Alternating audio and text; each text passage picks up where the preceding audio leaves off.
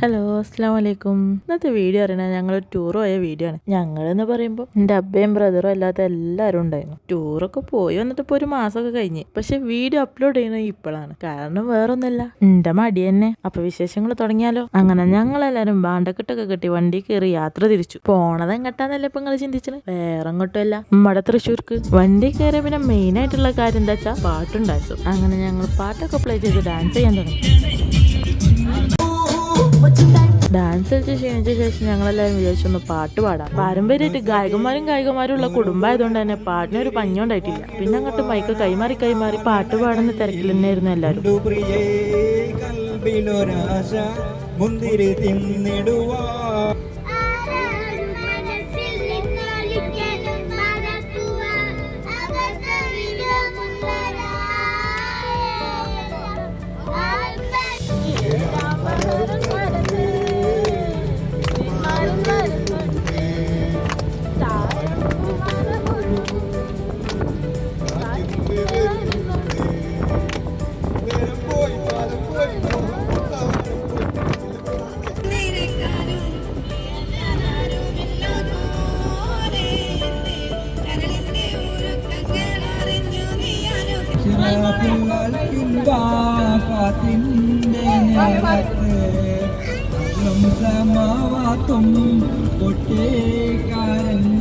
അങ്ങനെ എൻ്റെ ഒരു കളരാഗത്തോടു കൂടി ഈ പാട്ട് പരിപാടി ഇവിടെ അവസാനിപ്പിക്കുകയാണ്. പാവന്റെ കെട്ടിയോന് എന്റെ പാട്ട് കേട്ട് മൂപ്പരും മയങ്ങിക്കുന്നു. അങ്ങനെ കുറച്ചു നേരത്തെ റെസ്റ്റിന് ശേഷം ഞങ്ങൾ ഫുൾ ഓൺ പവറിലേക്ക് തിരിച്ചെത്തിക്കുന്നത്.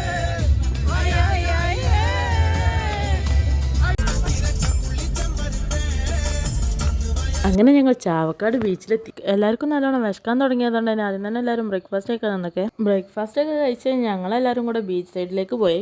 ഈ ട്രിപ്പിൽ ഞങ്ങൾ മെയിനായിട്ട് ബീച്ച് കാണാൻ വരാൻ തന്നെ കാരണം ഈ നിൽക്കുന്ന എൻ്റെ സുന്ദരി മെച്ചിയാട്ടോ. മെച്ചി ബീച്ച് കണ്ടിട്ട് കുറേ ആയിരുന്നു. അപ്പൊ ഇങ്ങനെ ബീച്ച് കാണണം എന്നിങ്ങനെ പറയണ്ടായിരുന്നു. അപ്പൊ ഞങ്ങൾ എന്തായാലും വിചാരിച്ചു ഇത്തവണ പോകുമ്പോൾ എന്തായാലും മെച്ചിനെ ബീച്ച് കാണിച്ചിട്ടേ ഞങ്ങൾ പോകുന്നുള്ളൂ. രാവിലെ ആയതുകൊണ്ട് തന്നെ ബീച്ചിൽ തിരക്കും കാര്യങ്ങളൊന്നും ഉണ്ടായിരുന്നില്ല. അതുകൊണ്ട് തന്നെ ഞങ്ങൾക്ക് ഫോട്ടോസും വീഡിയോ എടുക്കാനൊക്കെ സൗകര്യമായിരുന്നു കേട്ടോ. മാത്രമല്ല നല്ല രസം ഉണ്ടായിരുന്നു കേട്ടോ രാവിലെ തന്നെ ബീച്ച് ഇങ്ങനെ ആസ്വദിച്ചിരിക്കാൻ. അങ്ങനെ ഞങ്ങൾ ബീച്ചിന്റെ സൗന്ദര്യമൊക്കെ കുറച്ചു നേരം അങ്ങനെ ആസ്വദിച്ചിരുന്ന് കുറച്ച് ഫോട്ടോസും വീഡിയോസും ഒക്കെ എടുത്തു. ഇനി നിന്നാൽ നമ്മുടെ മെയിൻ ലക്ഷ്യമായ സിൽവർ സ്റ്റോമിലേക്ക് എത്താൻ നേരം വൈകുന്നു വിചാരിച്ച് ഞങ്ങളെല്ലാവരും അവിടെ നിന്ന് തിരിച്ചു. പുലർച്ചെ 4 മണിക്ക് പോകുന്നതുകൊണ്ട് തന്നെ എല്ലാവർക്കും നല്ല ഉറക്കക്ഷീണം ഉണ്ടായിരുന്നു. അതുകൊണ്ട് തന്നെ പോണ വഴി എല്ലാവരും നല്ല ഉറക്കായിരുന്നു. പോകുന്ന വഴിയിലുള്ള ഈ വ്യൂ ഒന്നും ഉറങ്ങുന്നവർക്കൊന്നും കാണാൻ പറ്റിയില്ലേ. ഈ പറയണ ഞാനും ആ ഉറങ്ങുന്ന കൂട്ടത്തിലുള്ള ആളായിരുന്നേ. അങ്ങനെ ഒരു ഉറക്കം ഉറങ്ങി കഴിഞ്ഞിട്ടപ്പോഴേക്കും സിൽവർ സ്റ്റോം എത്താനായിട്ടുണ്ടായിരുന്നു. ചെറിയ ചില കാരണങ്ങളാൽ ആതിരപ്പള്ളി കാണാൻ പറ്റില്ല എന്ന് ഉറപ്പായതുകൊണ്ട് തന്നെ ട്രിപ്പിന്റെ തുടക്കം തന്നെ ലിസ്റ്റിൽ നിന്ന് ഞങ്ങൾ ആതിരപ്പള്ളി വെട്ടിയിട്ടുണ്ടായിരുന്നേ. അങ്ങനെ ഞങ്ങളെല്ലാവരും കൂടെ സിൽവർ സ്റ്റോമിലെത്തി. ടിക്കറ്റും കാര്യങ്ങളൊക്കെ ക്ലിയർ ആക്കി ബാഗൊക്കെ എടുത്ത് ഞങ്ങൾ അകത്തേക്ക് കയറി. നല്ല ഭംഗി ഉണ്ടായിരുന്നു കേട്ടോ അവിടെയൊക്കെ കാണാൻ. ഒറ്റ നടത്തിൽ തന്നെ എനിക്ക് നല്ല ഇഷ്ടപ്പെട്ടു.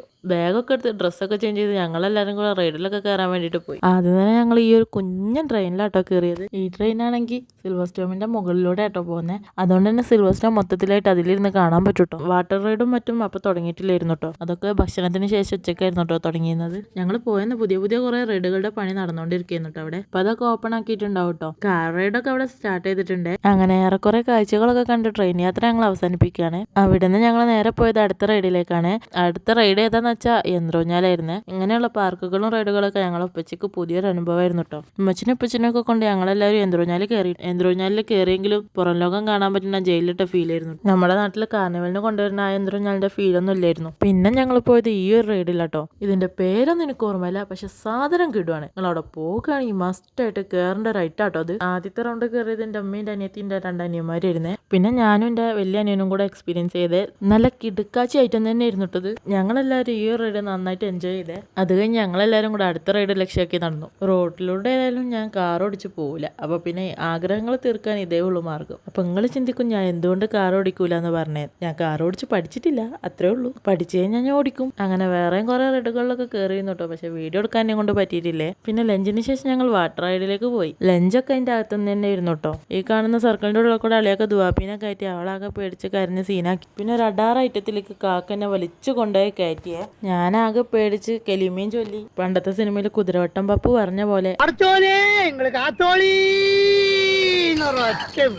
പോക്കണ്ടിട്ട് ആരും പേടിക്കണ്ട കേട്ടോ, ഞാനവിടെ സേഫായി ലാൻഡ് ആയിട്ടുണ്ട്. ഇത് മസ്റ്റ് ആയിട്ട് എക്സ്പീരിയൻസ് ചെയ്യേണ്ട ഒരു ഐറ്റം തന്നെയാണ് കേട്ടോ. അപ്പോഴാണ് വേവ് തുടങ്ങിയത്. വേവ് തുടങ്ങിയപ്പോൾ പിന്നെ അവിടെ ഞങ്ങൾ കുറച്ച് നേരം ചെയ്തു. പിന്നീട് അങ്ങോട്ട് ഫുൾ വാട്ടർ റൈഡിൽ തന്നെ ആയിരുന്നു കേട്ടോ കളി. ട്യൂബിൽ ആദ്യം ഉമ്മാനൊപ്പം കയറി കേട്ടോ. നല്ലൊരു എക്സ്പീരിയൻസ് തന്നെ ആയിരുന്നു കേട്ടോ അത്. കയറിയ എല്ലാ വാട്ടർ റൈഡിലും 2-3 തവണ വീണ്ടും വീണ്ടും കയറിയിരുന്നു. അതിൻ്റെ ഒന്നും വീഡിയോ എടുക്കാൻ പറ്റിയിട്ടില്ല കേട്ടോ. കാരണം വേറെ ഒന്നല്ല, എൻജോയ്മെന്റിന്റെ ഇടയിൽ കൂടെ വീഡിയോ എടുക്കാൻ സത്യത്തിൽ മറന്നുപോയതാണ്. ഉമ്മാന്റെ കൂടെ പോയ അതേ ട്യൂബിൽ തന്നെ കാക്കാന്റെ കൂടെയും വീണ്ടും പോയിട്ടു. അങ്ങനെ എല്ലാ റൈഡിലൂടെയും 2-3 തവണ കയറി ഞങ്ങളെല്ലാവരും നന്നായിട്ട് എൻജോയ് ചെയ്തു. ഇതിനേക്കാളൊക്കെ ത്രില്ലായിട്ടുള്ള വാട്ടർ റൈഡിന്റെ ഒന്നും വീഡിയോസ് എടുക്കാൻ പറ്റിയിട്ടില്ല. അങ്ങനെ കളിയും ചിരിയും തമാശയൊക്കെ ആയിട്ട് ഞങ്ങൾ വൈകുന്നേരം ആയത് അറിഞ്ഞതേ ഇല്ല. പിന്നെ ഞങ്ങളെല്ലാവരും ഫ്രഷ് ആയി ഡ്രസ്സൊക്കെ ചേഞ്ച് ചെയ്ത് ഓരോ ഐസ്ക്രീം കഴിച്ചു. ഐസ്ക്രീം കഴിച്ച ശേഷം ഞങ്ങളെല്ലാവരും കൂടെ ഫോട്ടോ എടുക്കാനായിട്ട് പോയി. അളിയൊക്കെ ആയിരുന്നു ഞങ്ങളെല്ലാവരുടെയും ഫോട്ടോഗ്രാഫർ. സ്നോ സ്റ്റോമിലേക്ക് 7 മണിക്കായിരുന്നു എൻട്രി. അതുകൊണ്ട് തന്നെ ബാക്കി ടൈമിൽ ഞങ്ങൾ വീണ്ടും കാർ ഓടിക്കാനായിട്ട് പോയി. എന്താണെന്നറിയില്ല, ഞങ്ങൾക്ക് എല്ലാവർക്കും കാർ ഓടിക്കാൻ ഭയങ്കര ഇഷ്ടമായിരുന്നു. അതുകൊണ്ട് തന്നെ ആ ടൈമിൽ കപ്പിൾസ് ആയിട്ടും സിംഗിൾസ് ആയിട്ടും നമ്മുടെ ഫാമിലി കൈയടക്കിയിരിക്കുകയായിരുന്നു ആ ഒരു സെക്ഷൻ.